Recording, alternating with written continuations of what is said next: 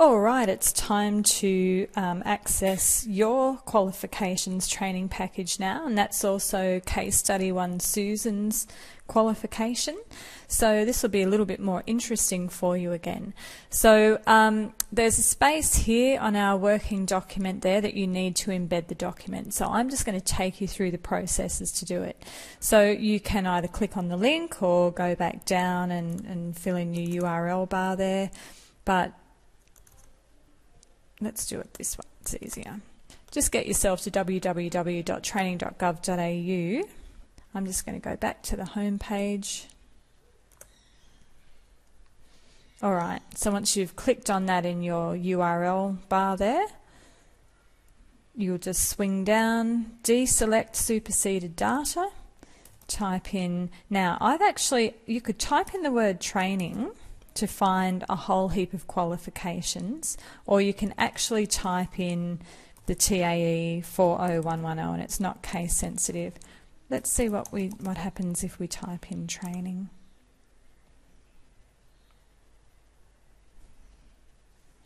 Okay, there's 3 qualifications. Don't forget, a qualification, your certificate 4, comprises of 10 units. That's very different to the case study with John, where he's just doing 1 unit for possibly a forklift license. Yours will take much longer because it's 10 times the volume of what John's doing. And in fact, John's only doing 2 little performance criterion. So look, we're double clicking on the results, and here under the current, we triple check if we've deselected the superseded data, it'll always show current, but just as a best practice I like to double check that they're current. We have our code TAE4, 4 we know is the AQF level for certificate 4, and here we have the unit descriptor, so qualification descriptor certificate 4 in training and assessment, that's our one. Now there's also 2 diploma levels, so we're looking now at pathways beyond your certificate 4, just like we looked with John. After he may get his forklift license, he could go on to certificate 3 in warehousing and continue his education and skill sets, which would mean more money. There's other opportunities there with the diploma level. And just out of interest, there was a white paper released, I think it was late March 2013, that, that's the first step towards legislation, a white paper. And it was, it's basically indicating that your senior or lead trainers and assessors will eventually be requiring this diploma level, probably of this one, Diploma of Vocational Education and Training. I contacted IBSA, and that's the industry council body, and it's way on the horizon at this stage, which probably means 12 to 18 months. But look, at the moment, certificate 4 is the entry level, okay? That's the one that's suitable for you when you're first entering, when you're doing workplace training, when you're training and assessing in vet. This is absolutely fine.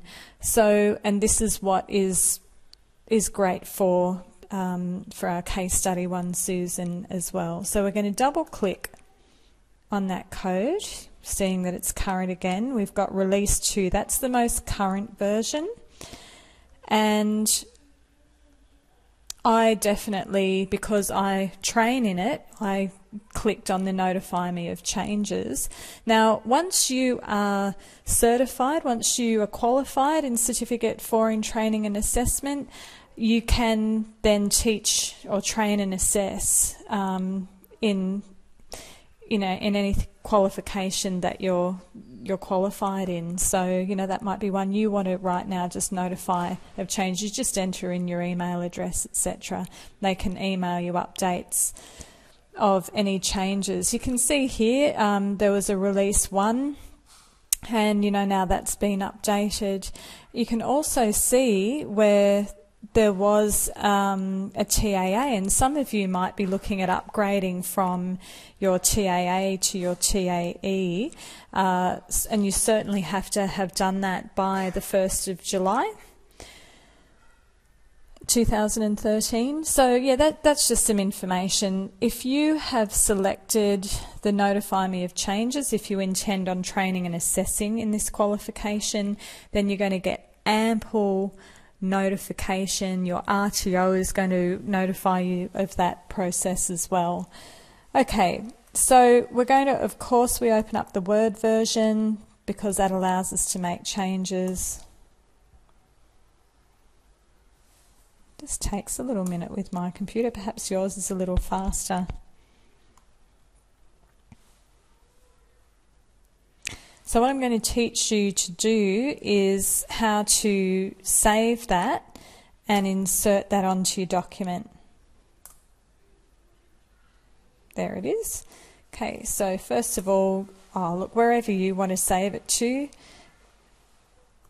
you might want to just, out of simplicity's sake, just temporarily save it to your desktop, or you might have created a file for our course under documents, however you've managed yourself there. So that's the code, and it's released to, remember, the most latest version. I'm just going to throw it on my desktop for now.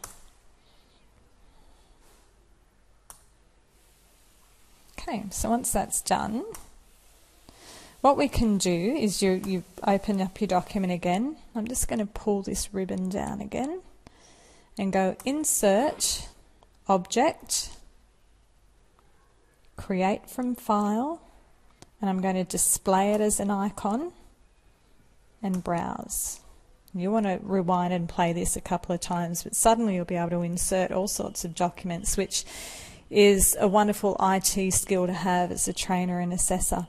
So I had that now on desktop. I'll go and find that. Too much on my desktop.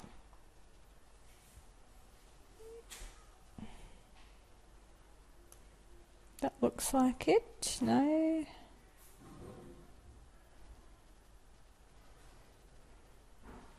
Gosh. Yeah, there it is, TAE40110 R2. So I've just clicked on that, Insert, and Display as Icon we did, and you can see that it's even got its own little code under there, so we don't need to change the icon. You know, there's all sorts of options for the picture or for the caption, but you know, that looks pretty good. And then hit OK. Now magically that'll appear. So you have just demonstrated that you're competent in accessing the training package, and you've demonstrated an employability skill, which is an IT skill. These are transferable skills by coming and bringing that over into your working document there. So replay the YouTube if you need to, and you'll be able to perform that skill.